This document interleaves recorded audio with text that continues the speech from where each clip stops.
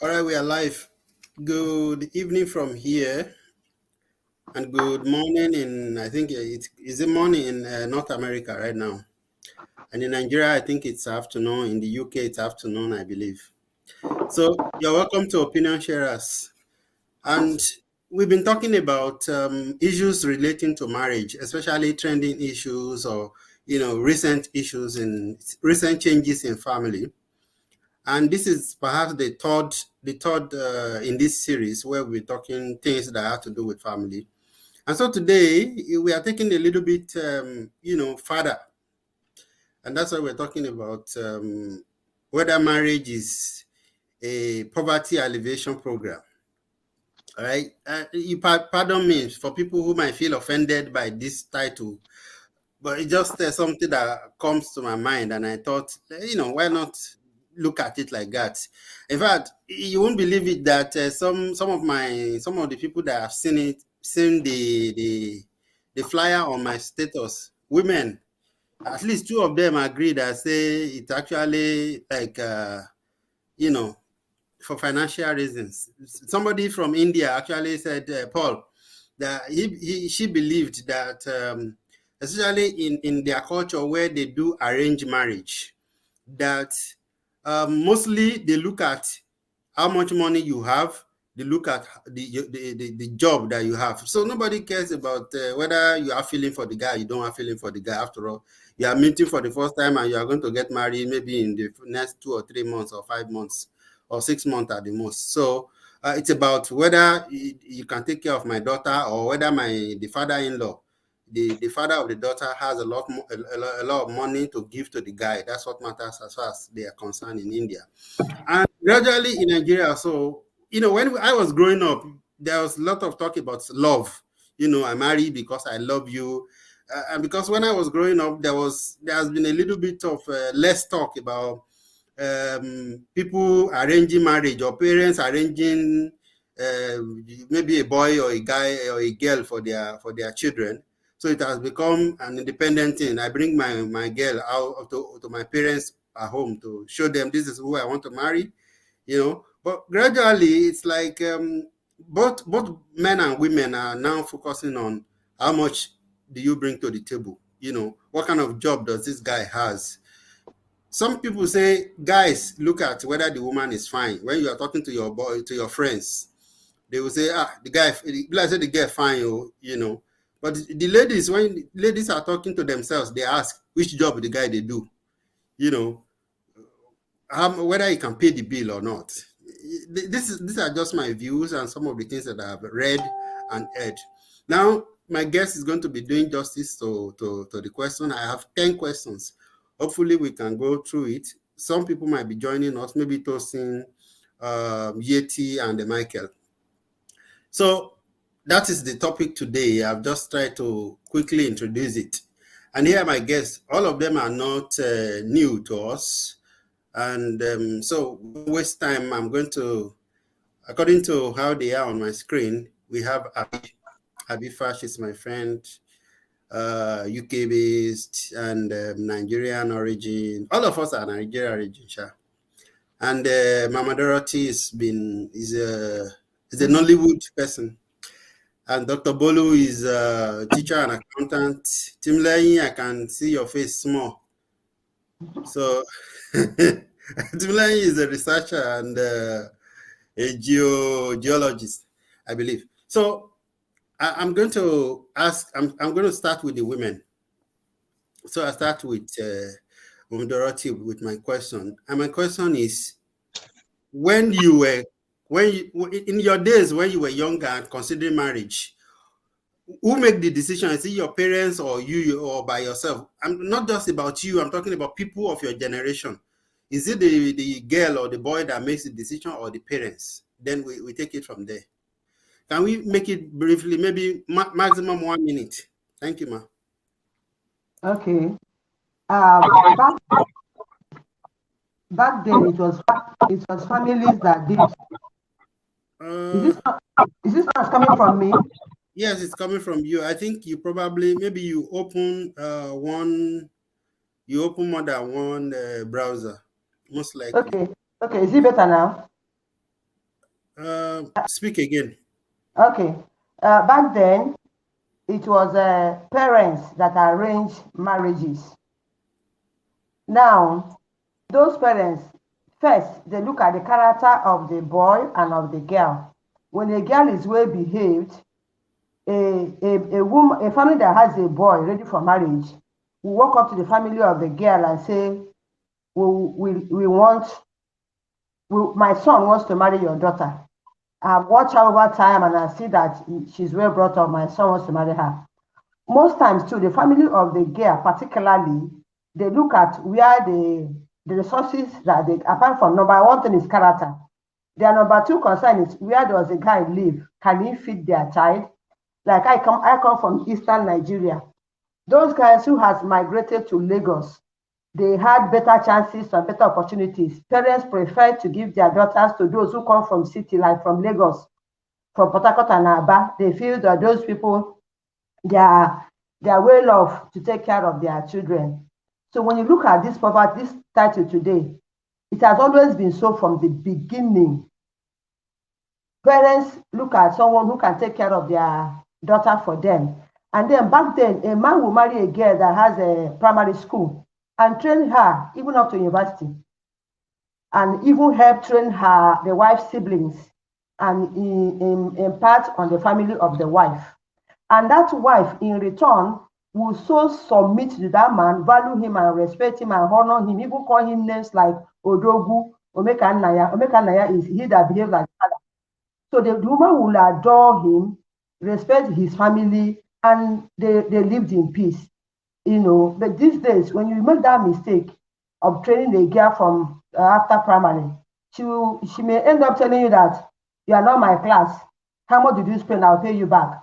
But back the difference is that such a woman would adore that man. Will always, you see, people value their destiny helpers.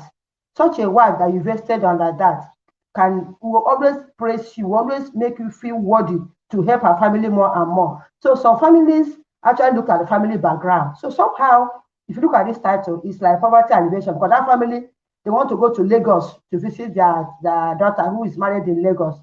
So they prefer to give their daughter to the men that came from Lagos, who had cars, who are building houses in Lagos, in the village. And I remember my grandfather, families came to him and said, please look at my daughter. She's old enough for what you want to do with a woman. Please take her, marry her, give us a piece of land to farm so we can survive. But my grandfather has so many. So you can see that family bringing their daughter to him was also looking at poverty alleviation, right? So I think it's always been there. The difference is that today is so people feel entitled. A girl you train in school will feel entitled. I didn't beg you, you trained me. Instead of appreciating you, so that make you feel honored and happy to do more, she wants to rub it on your face. She may even leave you and marry someone else.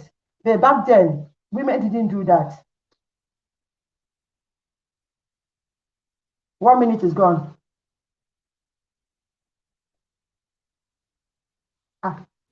Oh, sorry. Now, I didn't know I muted.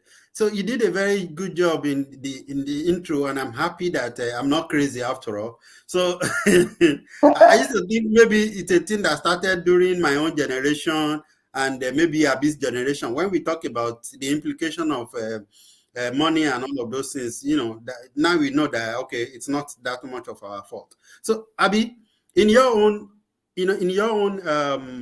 perception and understanding now, what do you think marriage is meant for? What's the purpose of, if somebody asks you, why do I need to marry? What would you say?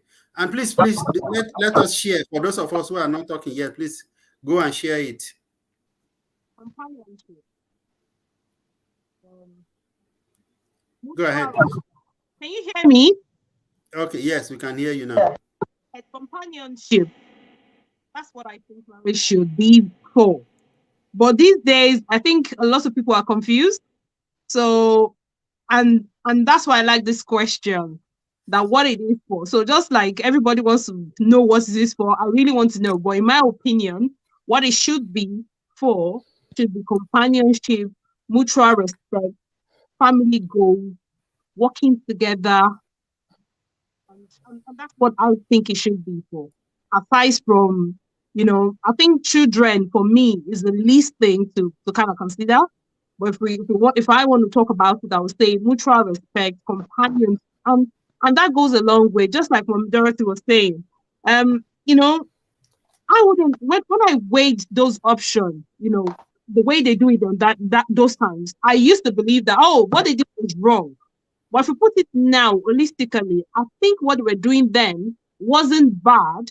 It just needed a bit of fine tuning, which means that rather than just saying anybody and anybody just meet together, good family, good family, do you guys like each other? And if they do, they can start on that premise. You guys want to be together, but that family value, that family background is missing nowadays because you just meet somebody on the road, tell you fell in love. Now I fell in love with the carpenter. He will use that same plank to beat you out of the house. You understand? So, and I'm saying this with all, we learn every day. I would, if it was maybe few years ago, I would say, what they are doing those days is very horrible and all of that. I think what they're doing those days is the best, but I just think that it needs a bit of pruning, whereby we now start looking at people, we're looking at their compatibility, we're looking at the fact that, okay, do they speak the same language? Not necessarily love, but do they have the same IQ? No, it shouldn't be the same, like the same, but can you understand each other? Do you know when this person is saying something, what it means? Because you can imagine if someone is talking to me now and you're telling me some very, I saw you and you're fetching water in my dream and all of that, I'll just tell you to F off. I'm sorry. Because you are just not making any sense. That will even make you go to the list of person to consider because you're so archaic. But if you're speaking my language, if you have that mutual respect, you're very high, your brain is working 247 because you don't want regression for yourself at the same time. So I think, in my opinion, that's what it should be for companionship, mutual respect. And mutual respect doesn't mean that we are saying that somebody cannot be me. I believe that anybody should be head. If you like, be head. I can be neck. But that head must stand where. You can't be head and be doing your head like this. You have to be ready full time. Yeah. All right, thank you. The head needs to stand where. I get that. Village boy, can you please help us give your own opinion as per what you think marriage is for, and then if you can combine it with whether marriage is an achievement. Well, like Abby said, I think I want to start from where she stopped. One of the things she mentioned, marriage should be for compatibility, companionship. And when you're talking of companionship, what was being done in the early days, the investigation that is being made and all that, is to ensure stability of the marriage. Because when you have done those background check, it helps the marriage to become more stable. So the issue of there are some traditional sayings that a man is ideally supposed to be a provider. So because of that thought, that perspective, what the man is doing is being interrogated to be sure that can this person be a provider. You can't achieve stability when you cannot provide. I mean, if you are going to bed empty stomach every night, I'm not sure that that stability will be threatened.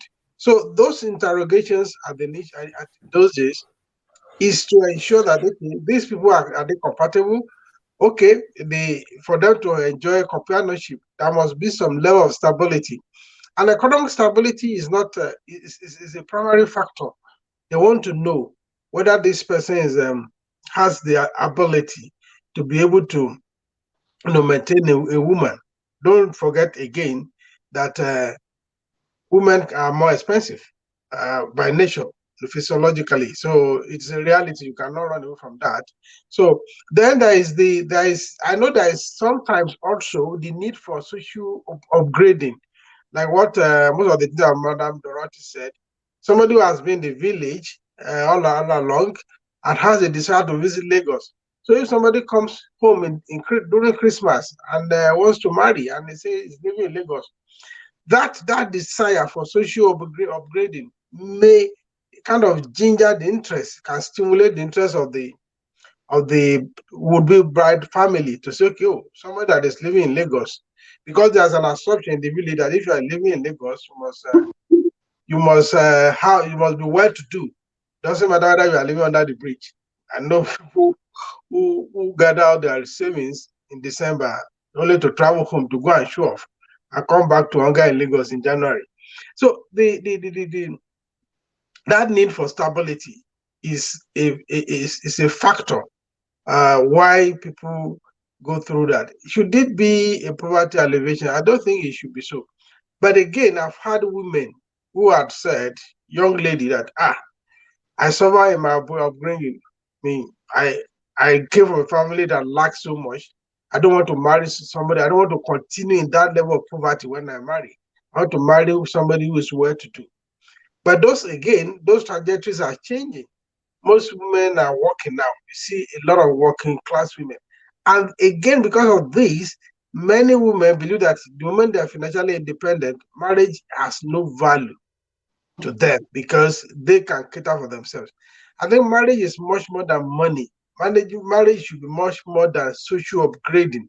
Marriage should be more for companionship, like Abby said. It should be more for working together. It should, and one of the things, like I said earlier on, that can stabilize a marriage, let's face the reality, is money. When money is missing in marriage, love can take a leaf.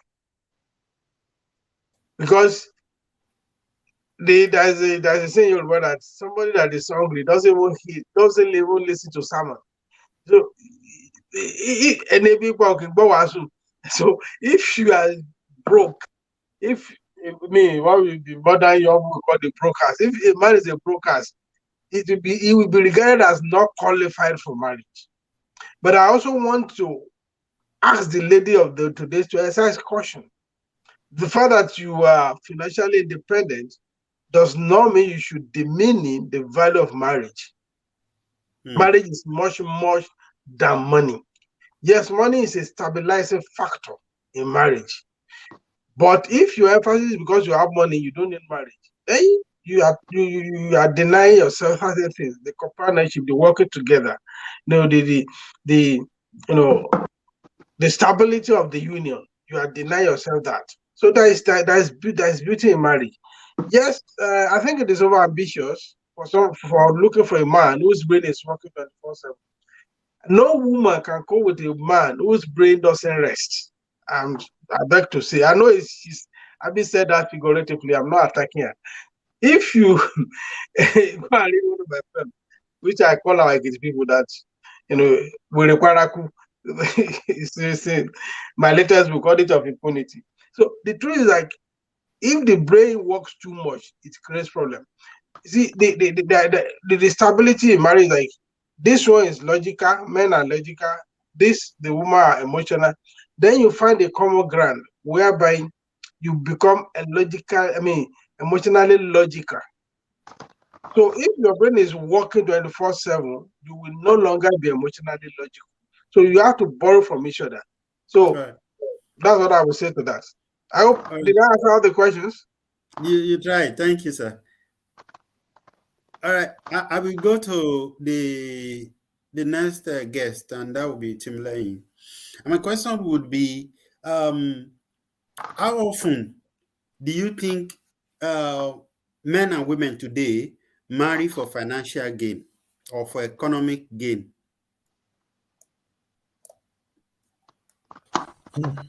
That's a very big question in the sense that you're asking how often. That's like a statistical question. So I don't know. Maybe you're asking for extent. Not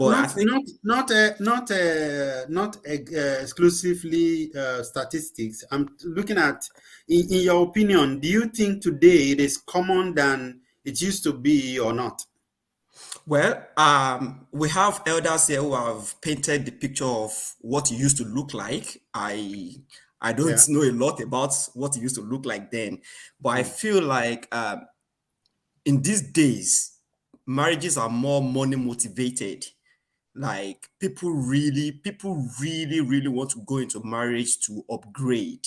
They really want to do that. Nobody wants to marry down, like it's often said on Twitter. Nobody wants to marry down. Nobody wants to do whatever. People will now ask, what are you doing in your house, or what are you driving, what kind of car are you driving, so but I feel like today, but another thing that I just want to put in here is that there are still marriages that are founded on love and good values. Even though the world is drifting towards, money, finances, and, social status and all that, but there are still marriages that are being built on pure love.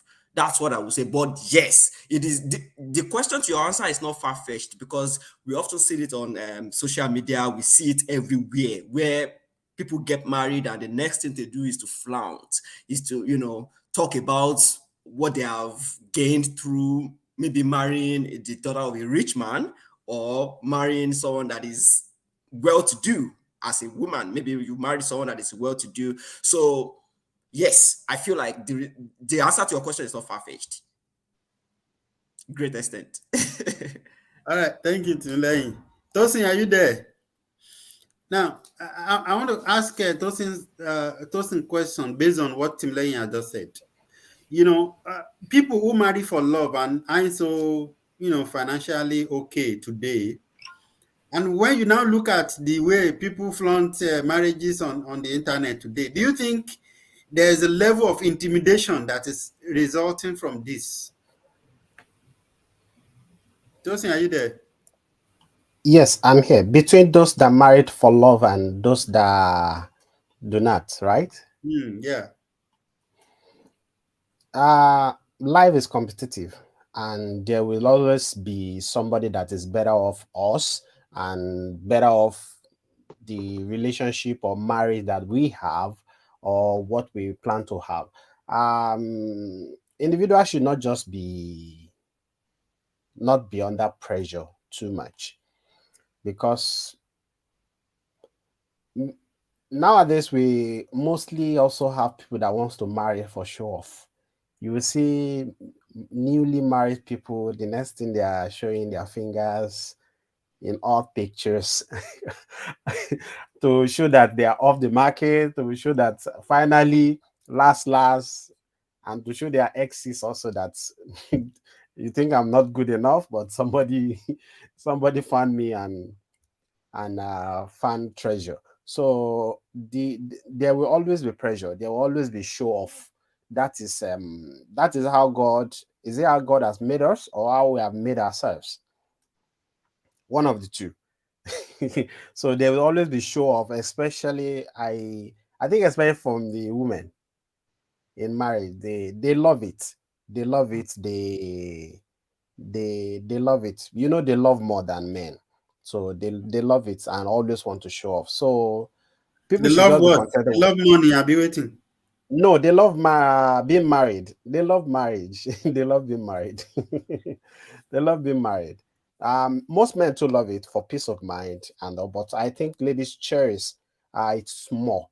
Maybe because they love more than the guys, more than the men. I don't know if I've answered the question. You have. Okay. Thank you. Now, I don't know how true that is, that ladies love more than men. I actually don't believe in that. Well, maybe you can say ladies are feminine, but I don't think. Well, I don't know, Sha. Maybe there are studies that have. Anyway, it's opinion sharer, so your opinion is valid. Now, I want to ask, go back to the ladies again. And my question here is it possible for money to determine how successful marriages would become in the long run? And let me interchange this now. I'm going to ask Abi this one, and then the next question will come to Momidoroti.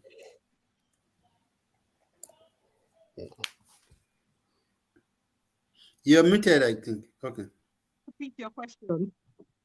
Okay, my question is whether you think money has any positive effect on marriages in the long run. It does actually in the long run, because just like a village boy said, you can't you money is essential in anything and in everything. So in relationship, talk less of marriage, but it shouldn't be the bedrock for any decision making. It's a factor to consider. It's a factor to consider, a very serious factor to consider, but it shouldn't be like it shouldn't be capped. So like you're looking at good values and you're looking at money. So you'd be like, okay, does this person have good value? Then you say probably yes to that.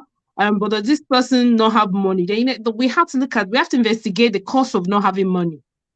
So is it this person is naturally lazy? Is it like environmental factor because he is looking for a job in the wrong place? Is it that in their family they don't always have job? Is it, so there's a so there are things to investigate and research before jumping into that conclusion. But as a matter of preference, I haven't seen, and I'm going to talk about my personal opinion. I haven't been with people who don't who are from very upcoming background like myself, even worse than myself. I would tell that is a very serious factor to consider because um how will I'm trying to look for English. So if you know the English this word, Bibi real for Wora. So sometimes you look at people from the lowest pedigree and you see how they act. Is they can create something now and just scatter everything one day because they did not see, how will I put it? Because they were not brought up with money, they don't understand the value of money. They don't understand. So they can have money today. So if you're looking at just money now, that kind of person will have money. Probably they just have money, but they don't have that value because they don't have the money before. And gradually, maybe at some point, they now have the money. The thing is now going into their head like, I have money, I have money. They start misbehaving. Whereas you see some people who came from this family that they are well up, maybe prior to now. And then when it's time for them to get married, they don't really have that much, but that value has been instilled. They have they have trained those children well with the capacity or whatever that they have at that time. So it I think it's just everyone doing the research for themselves. We are generally lazy people, and I'm not talking of the smartest people here. I'm talking a lot of us are very lazy. We want somebody to tell us who is our husband. This one is okay for us. This one, we cannot use our brain to think. We cannot do research. We cannot be patient. We are not process driven. I'm not excluding myself from this. So I'm just saying this generally. And so when we start doing things, and that's why I went back to the way things were being done in those days. And I mean that by saying that those days they would negotiate, right? Most of those times we were just talking about either political influence, economic, whatever. But what was wrong those times, in my opinion, is that the fact that I can have 5 suitors that are from well-to-do family, and then they can check, they can start talking and see maybe any of those suitors, maybe I will like them or they will like each other and all of that. But those times they don't give those children the opportunity to choose. You understand what I mean? They're not given the opportunity to choose to say, oh, mommy, I don't like this one. Can I check another one? By the time their father is saying this person is law and order. And so if things are being done, and I embrace it because I'm going to be like, okay, if my kids are going to get married, I have to do all of those things. I want to know. If I see somebody from a good family, I will be doing arrangement. Me, I will do arranging. I will do it.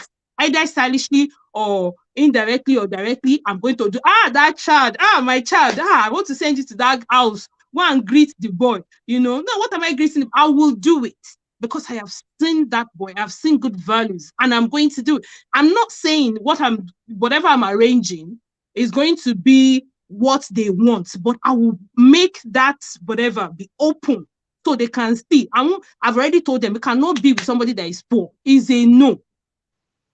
My kids are still teenagers. They can't. It's not just poor that we are looking, but that one is the least criteria. Why is that a problem? Because sometimes people how will I put it now? The background goes a long way. So being poor, I'm not talking of financial, because some people, the moment they are poor financially, the ability to think and start reasoning, it start going away from them. They are too lazy to start thinking like, okay, I'm very awful, I can do this. This is okay. Let me study. Let me upskill myself. Let me do this thing for myself. And those are the ones I refer to as being poor. So I'm not just talking just financial here. And so I will do arrangements. I hope my kids are not listening. I will do arrangements. I will do it either by style or by whatever, but I won't compare.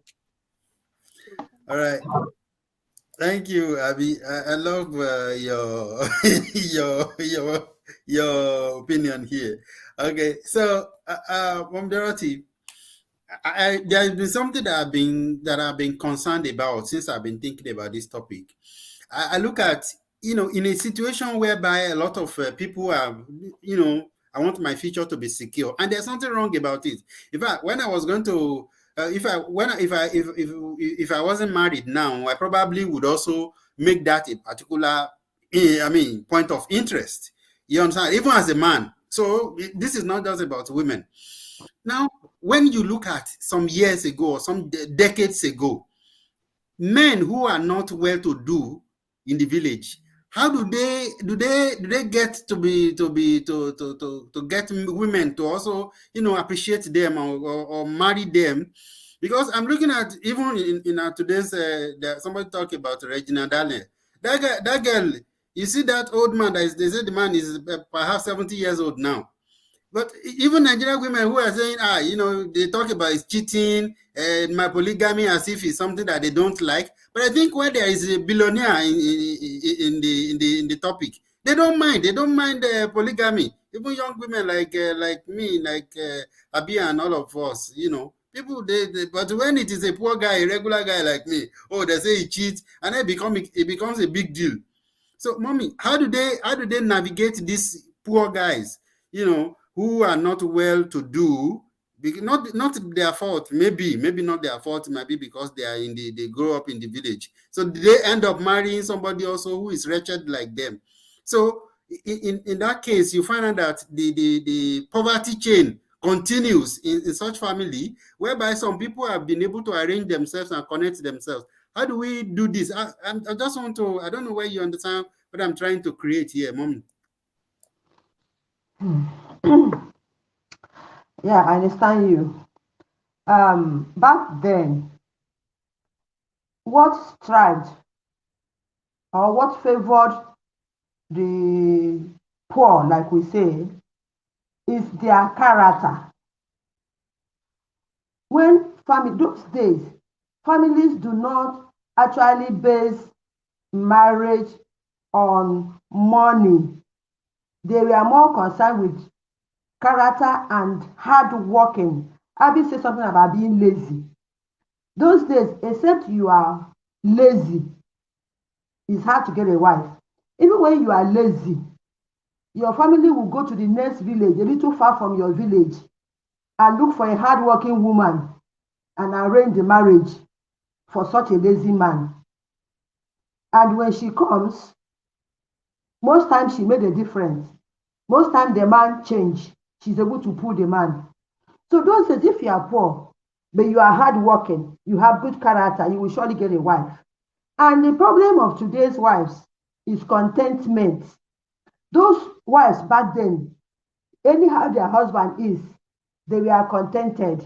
Most of them were heaven goal based.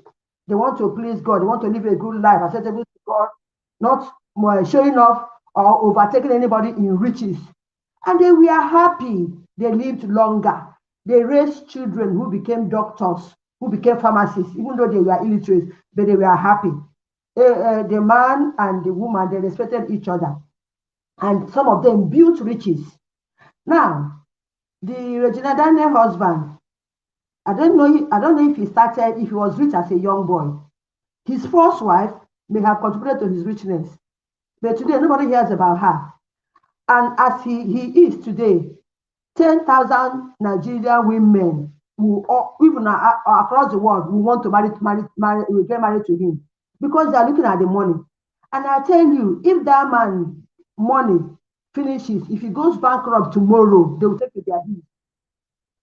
If you have a motivating factor, if money is your only motivating factor in marriage, if that money goes, you go. What is all that about? That's not how relationship should be. You marry because of companionship, because you want somebody to discuss with, someone to laugh with, someone to play with, someone to even fight with. There was a time one of my church member, her husband died. We went to pay condolence visit and she was crying. She said, even though we used to fight all the time, he should have stayed so we can continue our fighting. So poor men, today's generation, some of them are lazy too. I don't know what is happening. Those days, it was an abomination for a man to look at how much a woman has before marrying her. But today, most young men look out for where she works, what she bringing to the table. The question of what is she bringing to the table is entirely a new thing to us. Those days, women brought nothing to the table.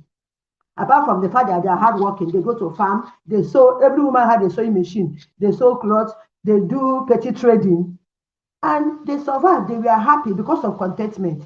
But today's woman want to prove to the world, want to prove to the lives of Regina Daniel, I can compete with you. So they want to strive to compete with each other. They're not contented. Have you ever seen a rich man's wife complaining of not submitting? Rich man's wife submit to money, not to the man. If that money finishes, submission will go. But when they have a young man who is struggling, outraged, they expect him to submit to them. They will tell the man, submission is two ways. But when they marry a rich man, they don't tell a rich man that submission is two ways. Submission is two ways for only poor man. And then because a woman has money, or you have your own money, you can do without your husband. What about when you need certain things a man can do in the house? Oh, help me climb up, help me change the bulb, help me do this, the plumbing and all those things a man can do. If you say you have money, or you have a man who you are richer than, then you speak to him rudely in front of your children. You don't respect him, you don't obey him. At the end of the day, the children do not respect him, they do not obey him. The children are watching you. When your daughters marry too, they will treat their husband the same way. There's such a man who you don't respect, his opinion does not matter. He will keep quiet in the house. He's there in the background. Oh, that's what most men are doing. He's there, he won't talk. The child is going astray, he won't talk.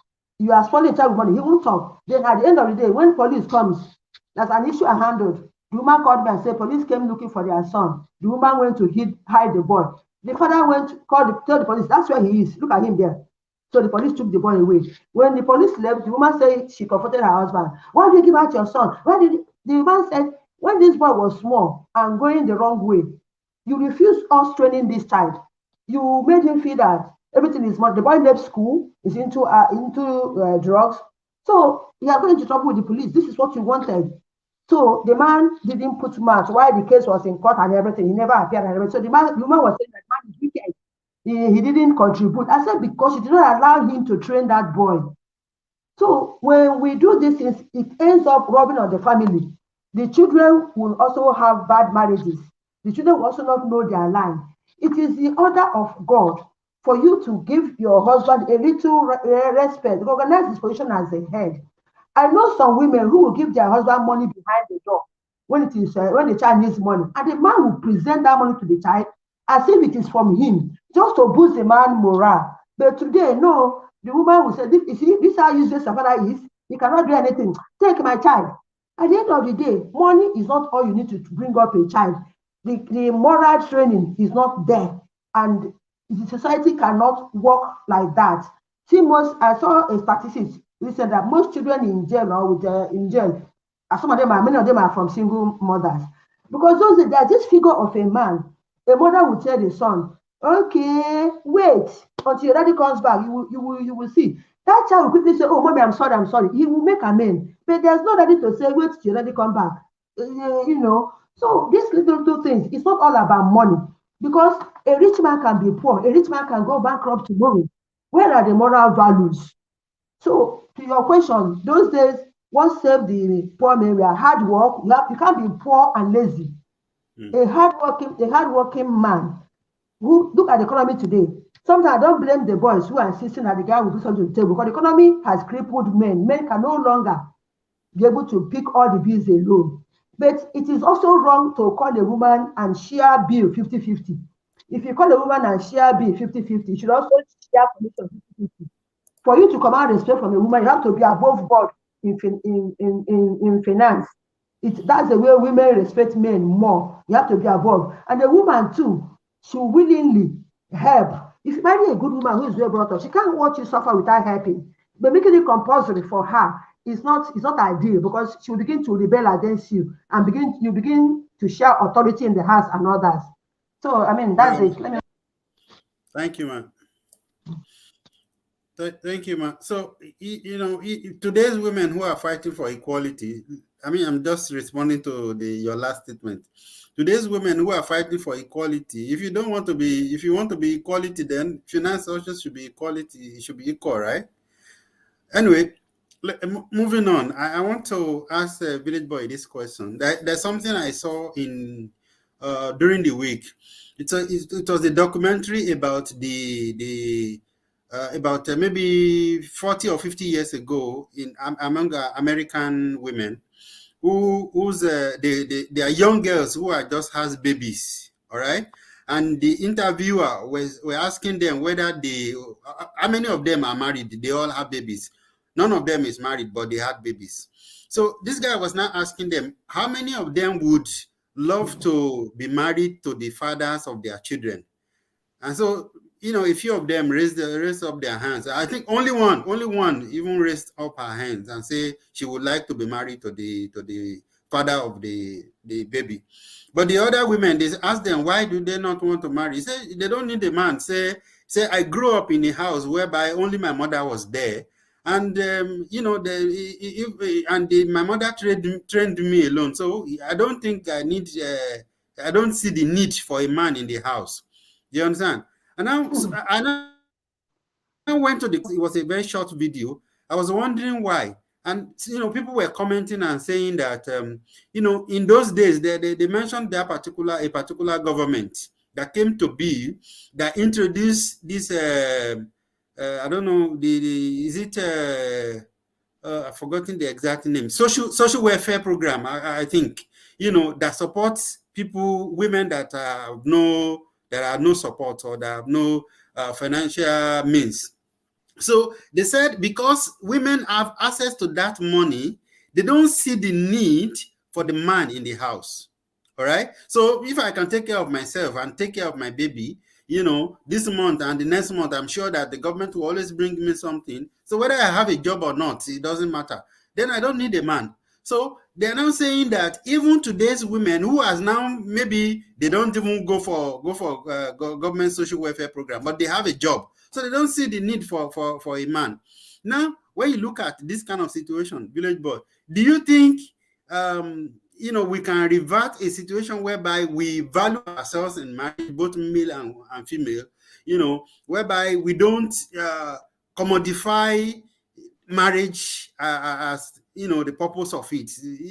It's not necessary that I'm married. Where I mean, a situation where you're not in marriage because he will take care of you, or or vice versa.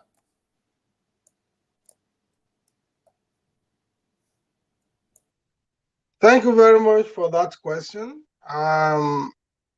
There is a perspective to that, and it's one of the ugly perspective of the social pressure that happened to black men, especially in the United States. And it has not been completely erased today, though it has minimized.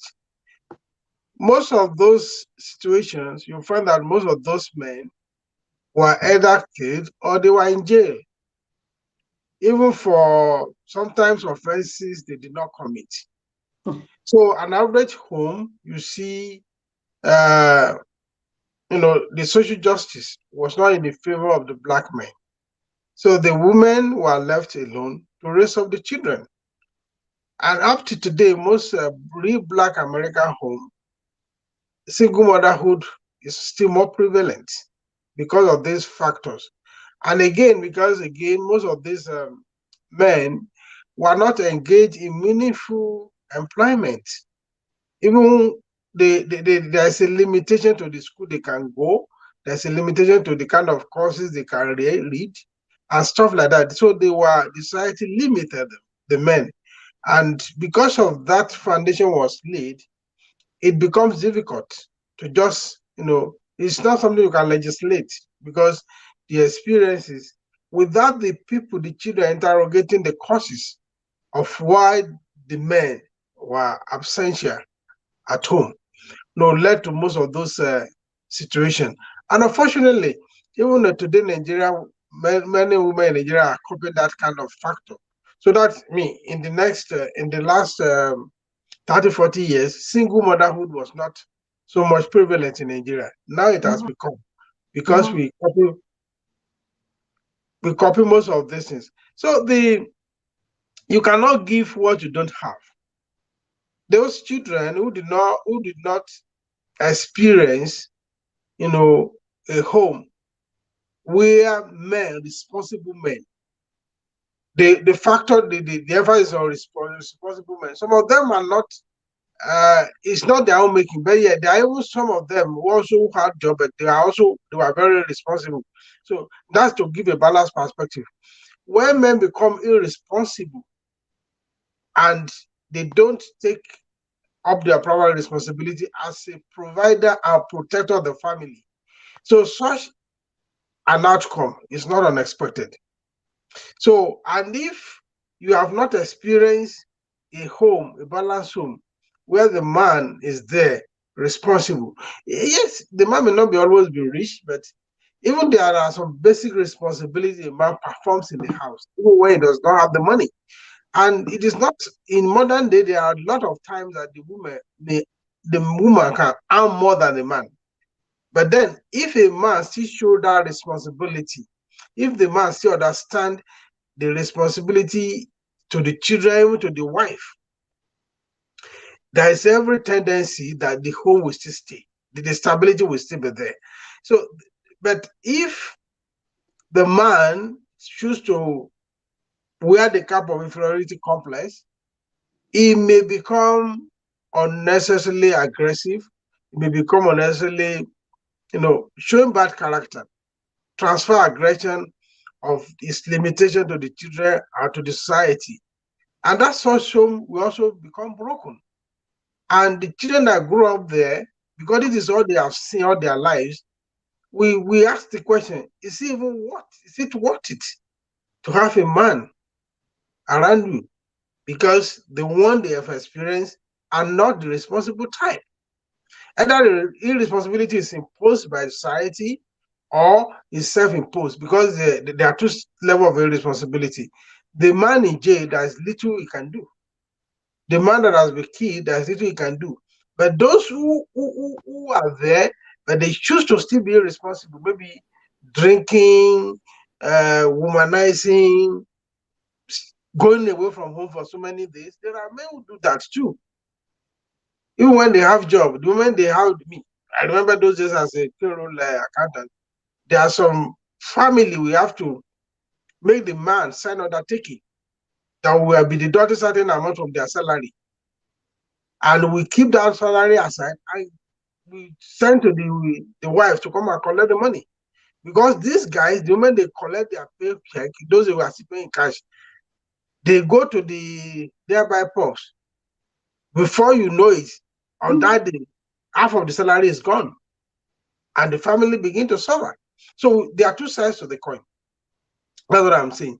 So when you happen to come in a house where the man is responsible, you may think that is the normal thing.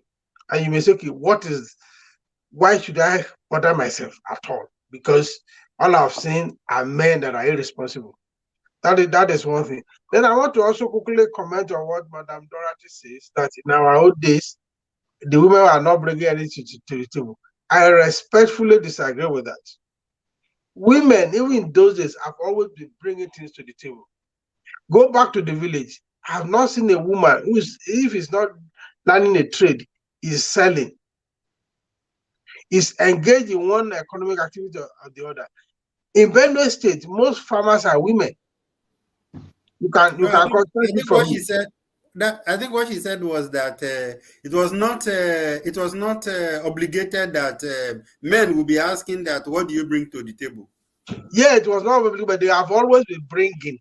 Women have always been bringing to the table. That's what I want to emphasize. I know, I said they sorry to cut it short. I said they do petty trading. Many of them have sewing machine. Remember, I said that they have sewing machine, sewing clothes, and they are doing petty trading.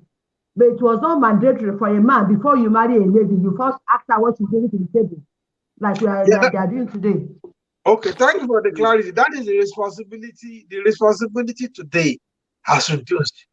A man take pride as a provider for the family in our generation and those before us. You beat your chest that you can take care of a woman. Today, the man is not bothered. He say, look, these things, I don't have come and swap for any woman. You two have to tell me what you are bringing. So the truth is that when it comes to home management, the women, even when they are making money, they still contribute more to the home management. Yeah. And if you know, I mean, let me quickly share an example that when we have our first child, there was a weekend that my wife had to travel to attend the wedding of her friend. And I was left alone with this boy. I was looking at clock on Sunday when he was going to go back. Like my life was getting out of me. I couldn't go with the boy. I said, "Child, women are trying to." Honestly, it's like a man does not appreciate the role of a woman in the house. That man, I will label that man an irresponsible man. And today, unfortunately, we are having more irresponsible men. Maybe we have to do another show to say, okay, how can we make our men, young men, to become more responsible? Because what I see break my heart. So what are our men becoming? How can a man take pride in irresponsibility? Sorry, village boy, you can't repair damaged adults. The homes, parents have to start from day one of training these children, bringing them up properly, not just living recklessly. When they are now adults, you want to repair them. How do you repair damaged adults? Parents start from day one to bring up the children properly by living by example and teaching them properly. It's broken down from this what I'm talking about, family values broken down. It translates to adults who grew up that way you are seeing them today. If they were train the child the way they will go and they will not depart. Parents, it is not repairing damaged adults. We are talking to new parents. Please bring up your children properly. All right. Thank you. I think also quickly, we are public educators, and I believe we can still trigger this society to know that look, it is good for a young man, to be responsible, even if he has missed that training from his family. We have a duty to the public to let them know that a man who is ready to marry should know that it is a duty of responsibility. He owes a duty of responsibility to his family, to his wife primarily, to his children, if there are children, and to the society. I don't think because the parents have lost it, we should just keep quiet. Such adults recommend counseling. What they need is counseling to redirect their life. So recommend counseling. Okay, now let me take it from there. Thank you. I want to ask Timley this question, and the question is it naivety or ignorance to simply marry for love?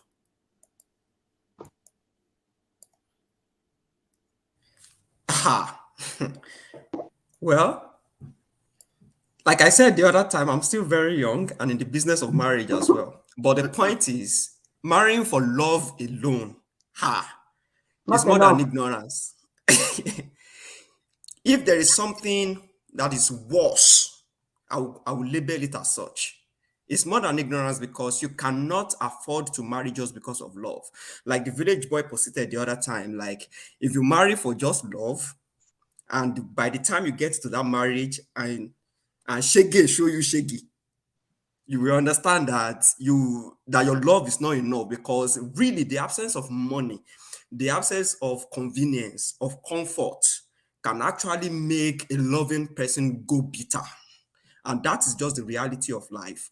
There is this research from Dr. Bradford Wilcox in the US, and he actually brought out a very comprehensive report from the 2015 US census. So it was trying to compare. This kind of question just came up, like, is marriage a poverty alleviation program? And the man said, well, outrightly no, but marriage is a huge factor. It contributes significantly to the prosperity of a family, in the sense that he said, he actually highlighted number one. So he said, Hispanic married people. So he was looking at it from the racial perspective. He said Hispanic married people have 34%. The 34% of Hispanic people that are married are poor, and poverty here is being defined as a family income less than 150% of the federal poverty line, less than 150%. And for context, a family of one person, the poverty line is $12,800. Of two persons, just couples, $17,400. For three people, a wife, husband, and a child, 21,900. Now imagine someone having less than 150% of that. Now, in that says, the Hispanic, 34% of Hispanic people that are married, they are 34% in that. But those that are not married, they are 58%. Look at the gap.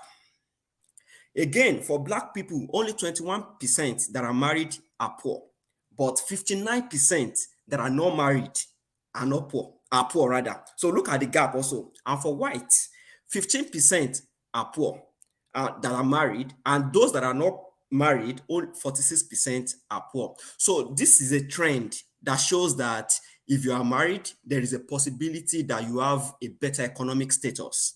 So now it is not just about marrying, because you can marry, even your economic status might go bad than it was before you married. So my point here is that most people look at, like you said, love, and that love has landed them into deep problem.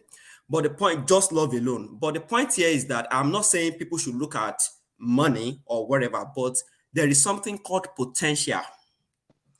When you see a lady or when you see a man that you want to get married to, there is a way to scan through their potentials. It is not about the money they have at hand right now. It is about the potential they have.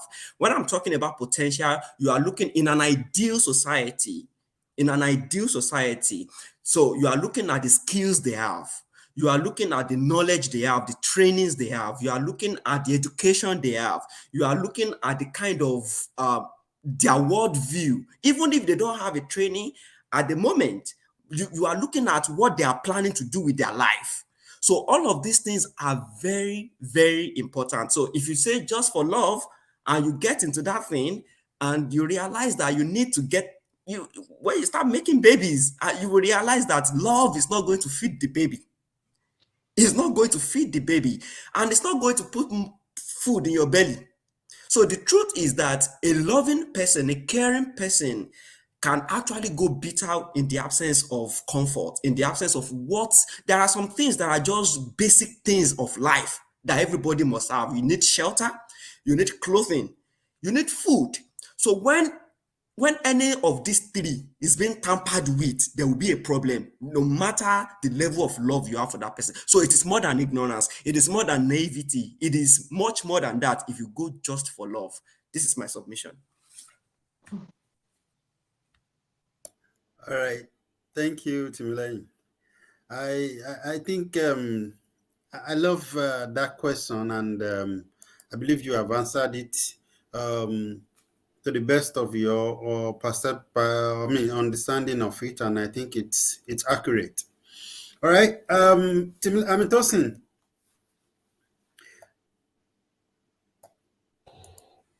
How much do you think? Okay, let me change the questions, because there was an article that Village Boy wrote sometimes ago where he was talking about guys now who are looking for ladies who are rich to court or to marry. So I want to ask, do you see anything wrong in this? After all, women are doing it. I used to think maybe it's Nigerian women, though it's common among African women, but I found out that recently that it's not only Nigerian women all around the world. I did one TikTok video like that where I said the richest men in the world today, anywhere they are the ones that have the best sex. They have the best women. They can marry as many as possible and have side chicks outside whatever it is, and nothing will happen to them. So do you think it is okay if guys are also, as girls are looking for for places that are settled? Is it okay for guys also to look for places that are settled? Tosin, are you there? Yes, I'm here. If what is good for the goose is good for the ganders too, uh, it is okay, but it is okay. The word One thing is the world is changing. I mean, the world has changed from what is usually obtainable in the past, where it is the other way, men having more money than women not having.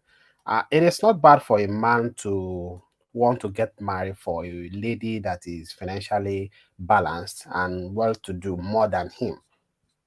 The only thing is, this man must have a good IQ to operate well, to live well in that marriage, because men have ego.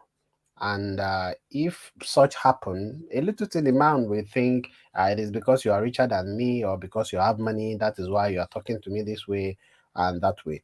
So they must have a good understanding of the lady they want to get married to. There's nothing bad in wanting to have a partner that is more wealthy or richer than you as a man. But um, I just I just hope that men in that are looking for such attributes also have the IQ to function well when they eventually find one, because I don't know, but it is not what the world are used to. So men will just, and men have ego.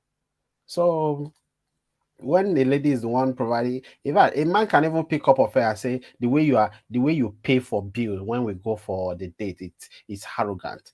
Why don't you even giving me the money to pay so that the world don't see that? So men have ego. So, and if you have ego, you should have the finance to function your office as a man. I think that the world is evolving. The world is a changed world now.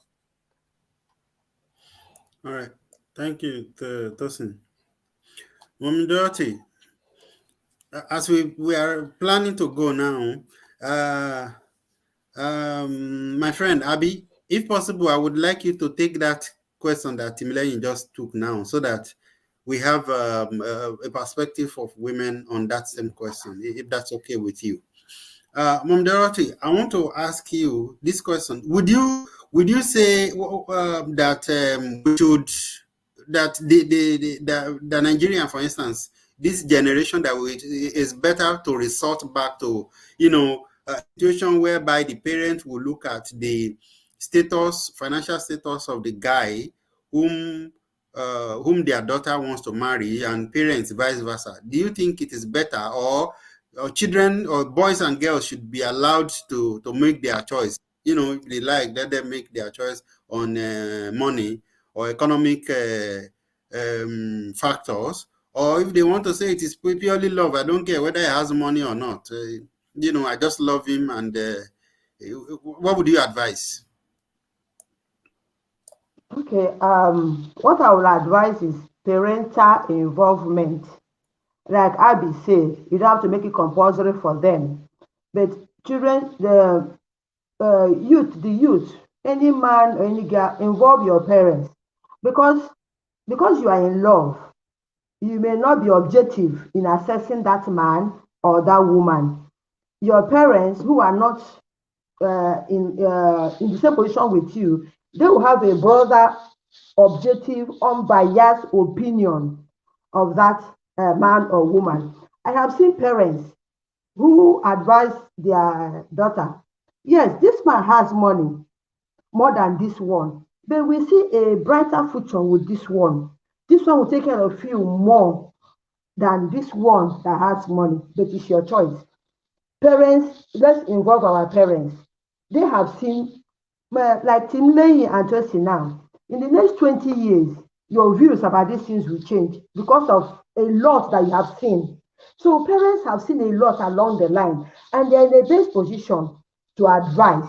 But I don't like parents who insist that their daughter must bring a rich man because all that glitters are not gold. What if the rich man, that's a counselor, a lady that came to me for counseling, she's 28 years. She just married a rich man. She doesn't need to work. The man said, don't work. Everything you know, she has 2 cars, Jeep, and everything she wants. But this man insists on having anal sex with her. And this man actually bites her while making love. That's the way he gets his own fun. And this lady saying she cannot say this to anybody in public. She's planning to run away. The man cannot change. I got across to the man. I introduced myself as a relationship coach. I spoke with him. He said he would try because he loves her, but he doesn't know how he came about the way he is. I sent him to counseling and he's getting help. So these are the secret things that most parents who insist on my daughter must marry a rich man, you do not know. Character is over riches for marriage.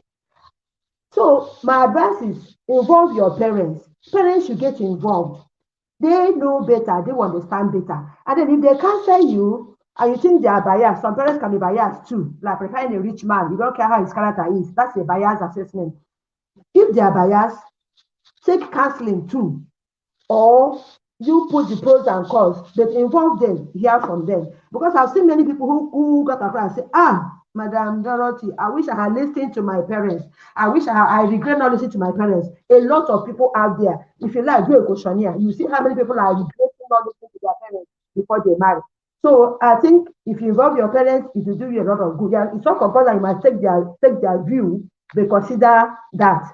And for a young man who is looking for a lady who is already made to marry, you should be ready to cut her some yam, as we say. You should call it cut some slab or something. I say cut her some yam.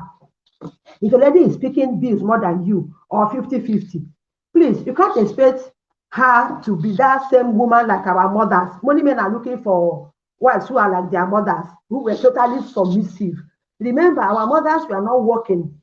They were not doing white-collar job like we do today. You go to work and you come back before your wife. There's something wrong if you enter the kitchen and prepare food. Assisting. So if she's sharing bills with you, share her original responsibilities with her too.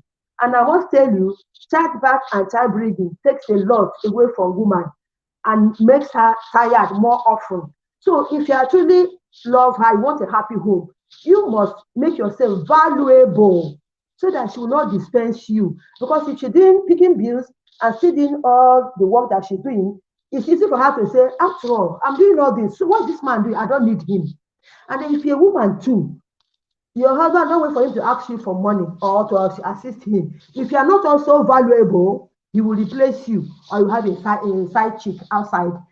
Let it be that when your woman is leaving you, she will have a regret. She will always miss you and she may come back to you. Let it be like when you are going away from your husband's house, the man will not say, good riddance to bad rubbish. I'm better off without her. Everybody should add value to your relationship. In the office where you work, if you're not adding value, they will soon show you the way out. There's something like pride. Men should take away pride. If you know that you are struggling financially and a lady has a good heart, she's helping you, please help her also. Help her generally work as one. You will be happier for it. They don't say, I'm the head of family and you are not bringing money. She must submit to me. She must. No. You have to cut her some submission, share authority. She's also a human being. What if she's your daughter? My last word is this. Do you pray for your daughter to marry a man like you? If not, change.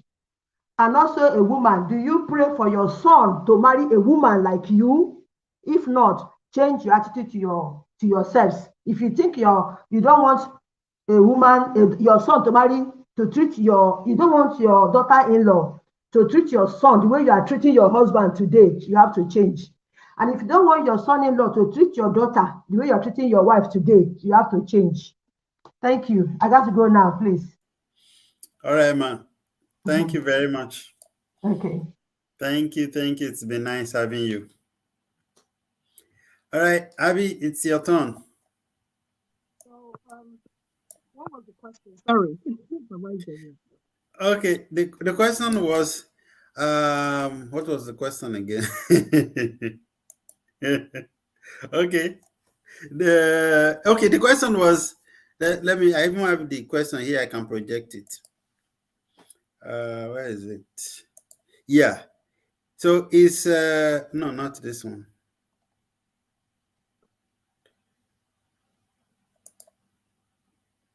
Yeah, okay. Is it naivety or ignorance to marry simply for love? I think it's stupidity.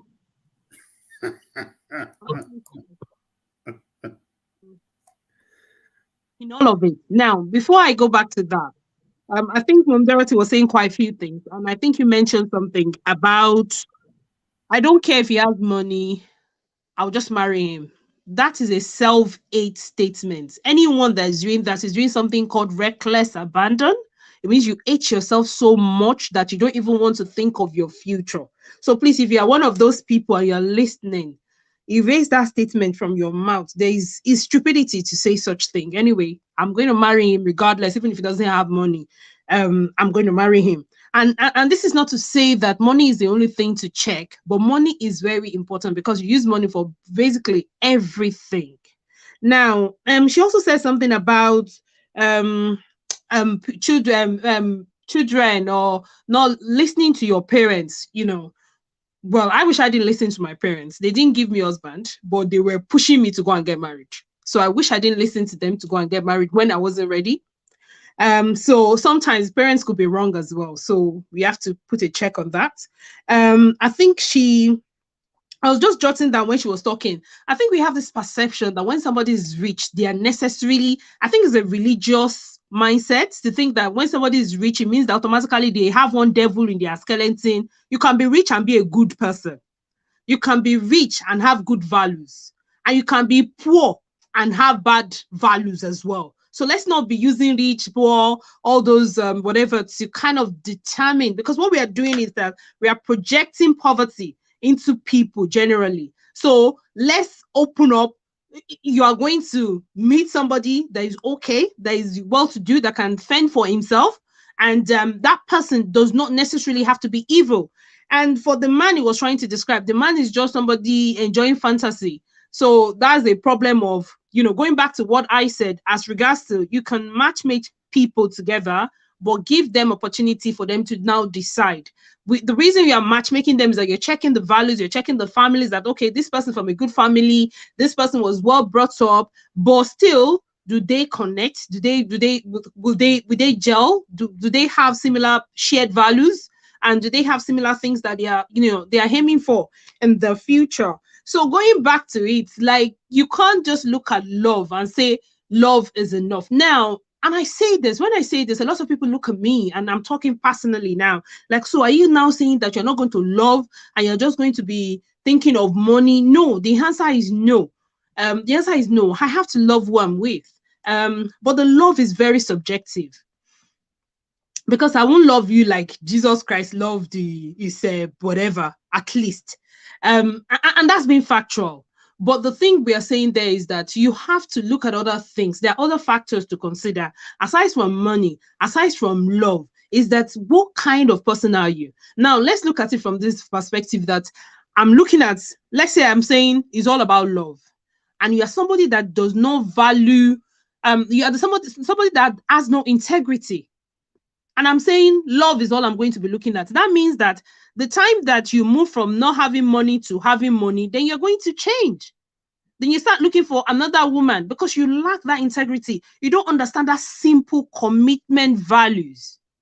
So it goes beyond just looking at, and I hope somebody is not just looking at this and just like, money, money, money. It's not just about money, but you cannot then put yourself under the boss and say, I don't care if he has money, or money is not very important, or this is not very important. Everything is like cooking a soup.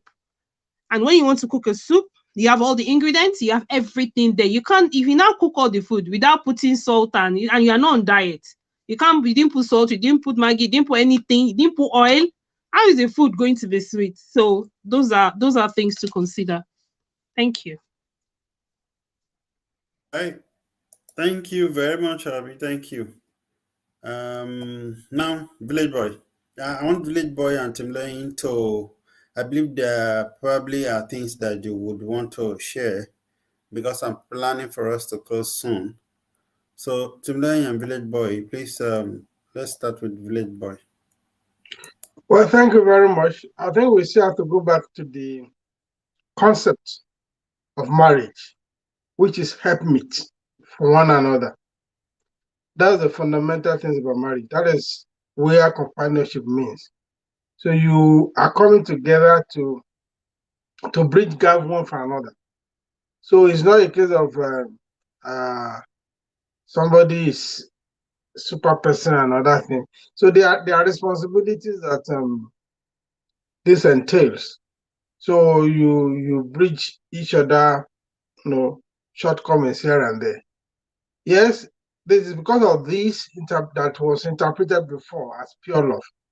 Love is part of the ingredient, because usually you meet somebody, if the chemistry, which is love, is not there, it may not even start at all.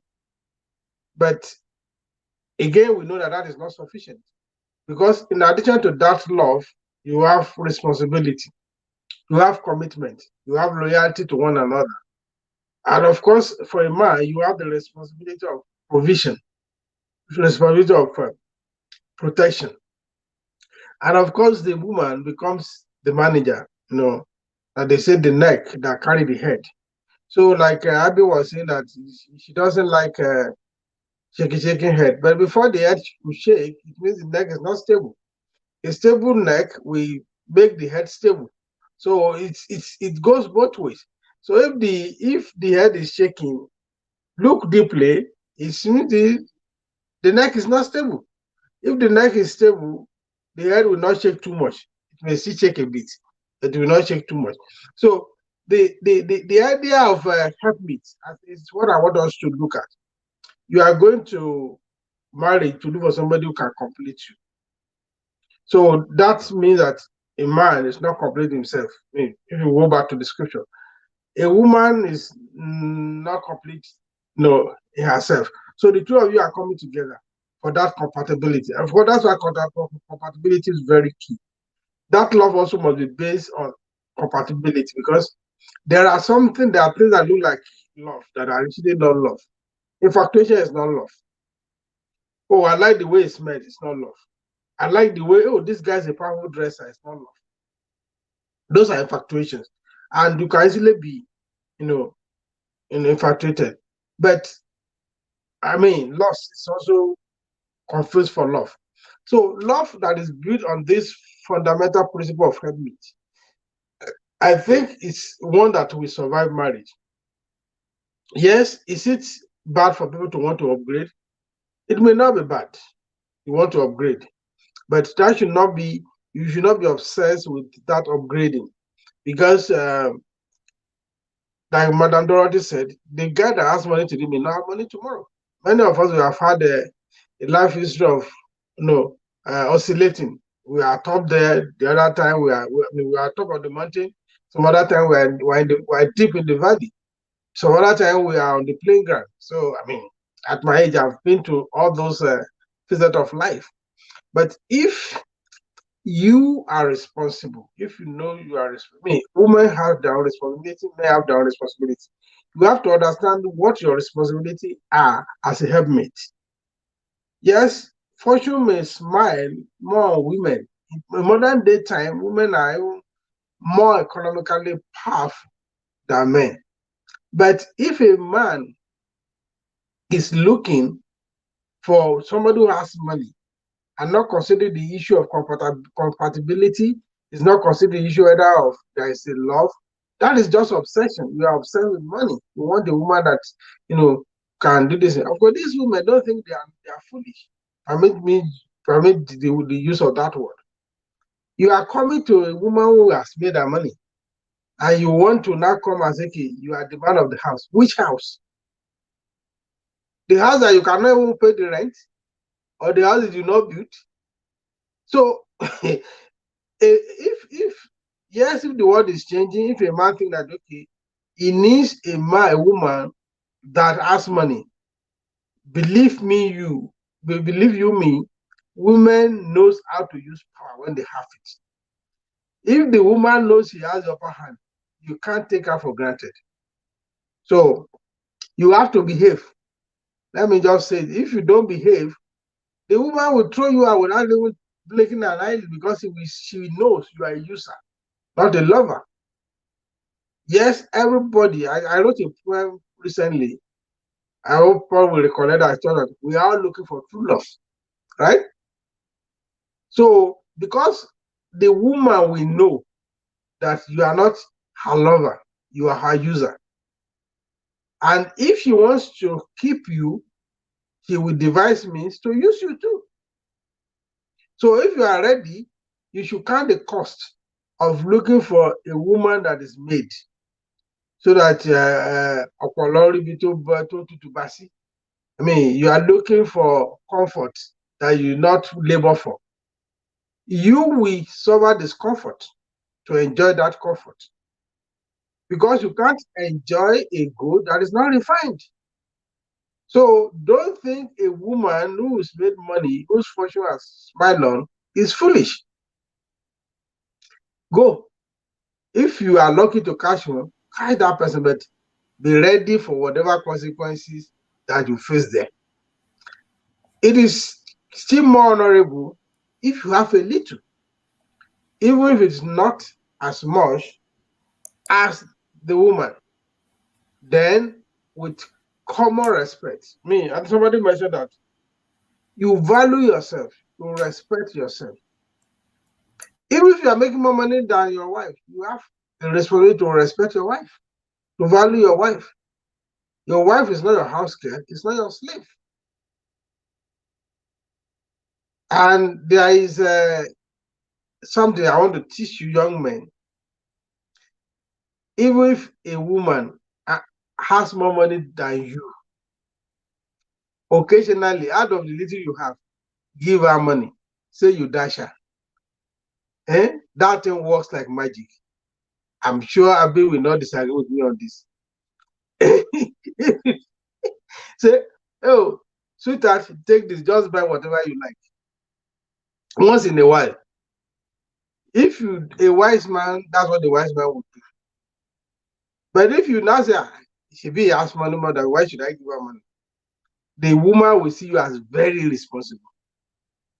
I think we will say every other thing behind the thing. I can explain that after service, if you want me to. All right, sir. Thank you. All right, sir. Timlani. So this should be our closing words, right? Yes. Okay, good. So I think I also like to go back to the basis of marriage, and then I have something that is like a carryover from last week's session.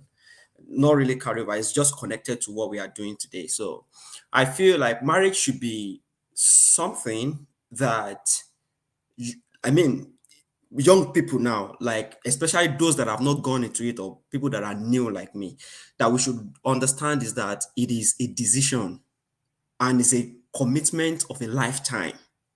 It is not when it is sweet or when it is a commitment. So that's why it is important to do due diligence before going into it and make sure that you are ready in all areas, that you are ready before you go into it.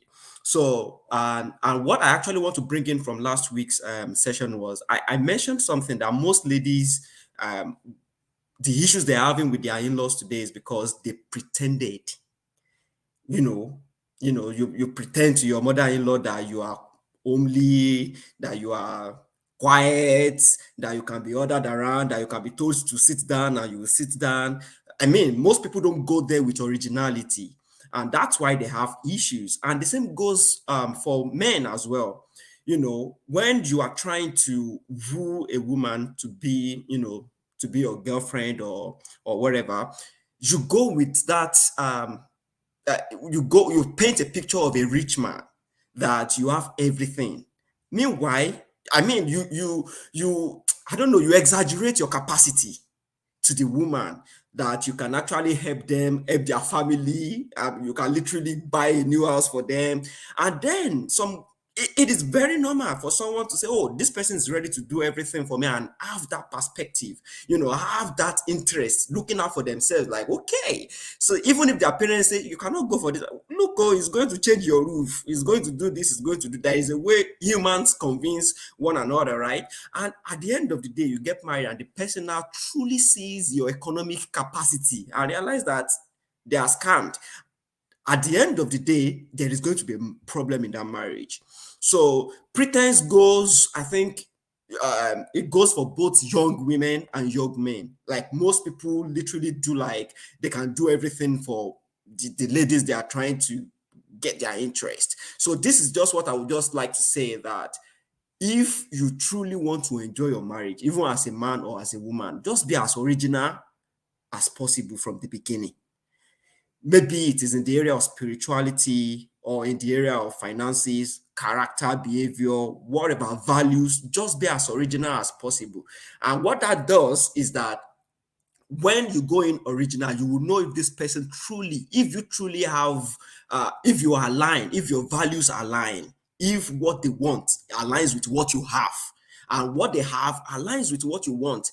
Now, if somebody rejects you based on your original person, then you know that that person is not meant for you. And stop being a loser than a lover, like the village boy said. Because the moment you are begging a woman into a marriage, there is a problem, and you will keep begging until the thing scatters. So that is just my submission, that people should just go into this kind of relationships with originality, maybe economic, spiritual, or character wise. They should just be as original as possible. And that person that fits into their own space will come along at the end of the day. Thank you. All right, Timlane, thank you.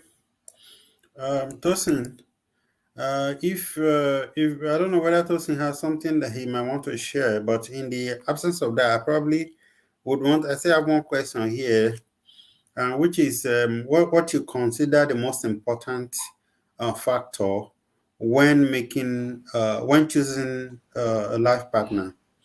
And then after that, we will close. And then if Abi still want to say one or two things, there she can say it briefly while we close. I am thinking of something for next week, but then let's hear Tosin first. Okay. What is the most important thing when choosing a life partner? There are all the things we have been saying since morning. Love. Are they open to learning? What is their mental capacity? What is their worldview? And everything. That's all the things we have been saying here today, since this show started. What we need to look out for. The most important thing is love, companionship. This person, can you be with this person for the rest of your life and that person's life? Will it not get boring as time goes on? This person, I think love is a basic thing. Love is the first one. The basic thing is love, companionship. This person, is he your good friend? Are you that person's good friend? In the nearest future, won't you guys have different views about things generally? Won't you grow apart? Because one of the reason marriages are tearing apart these days is that partners grow apart. As day goes on, they are believing in different things. They are seeing the world differently, and gradually they are growing apart. And that's why you see some people that they will say they cannot, they are incompatible. eh? People that got married initially now saying they are incompatible, and there are differences, they cannot resolve it, and all the English that they used to qualify them. So just love and companionship. For me, I will even love for people to have companionship in themselves more, when, especially when they get married, spend some years together, only the two partner, before bringing children to the marriage. Because children sometimes when they come around, they don't, they steal away the love from both parties. Either the mother is loving the kid more, or the father is loving the kid more, and the love is not radiating among them again, because a third party is in the marriage. So it's advisable to spend some years as new couples, spend some years together, enjoy your marriage before you start bringing third party into it. That's the children, because once they come around, there's diversion of attention and love. So the most important thing is money, worldview, how each person raising, companionship, how they can be there, how they see things. Every, if you want to get married to someone, it should be someone that you see things the same way. Not can two work? Even the Bible says, can two work on unless they agree? Not the person that you guys don't have common interests in most things. If you get married, is of no point, because already the home is divided. Already there's different opinions coming up. Should be someone that you enjoy the same opinion. I'm not saying everybody should be following their self as sheep, but at least there should be better understanding of the worldview. Thank you. All right. Thank you, Tosin. Thank you, Village Boy, Mama Dorothy. Thank you, my friend Abby. You want to say some things in closing? I think you said everything really. Yeah, everything is a compassion, and above all, I think companionship is a big deal. Um, yeah, so that's what one should put first, and then other things might follow. Um, the money is very important. All right. Thank you very much. Thank you, guys. I'm very grateful. I was thinking that maybe next week, most likely, it's not a done deal yet. The house will debate on it whether we will accept it. So look at this next week.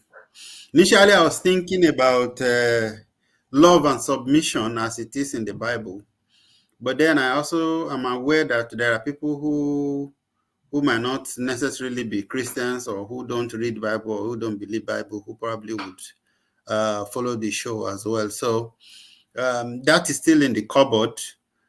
But I'm thinking we should look at this one, the influence of religious leaders in choosing a life partner. I think this has become very, very important in the last maybe 2 decades in Nigeria, for those of us who are Nigerians. So I want us to look at this to discuss it, if it's okay. In the absence of any other issue, we will close for now. We will be back next week, God's willing, by God's grace.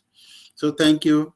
Please help us share the video, and we are on Facebook, we are on Twitter, we're live on YouTube as well.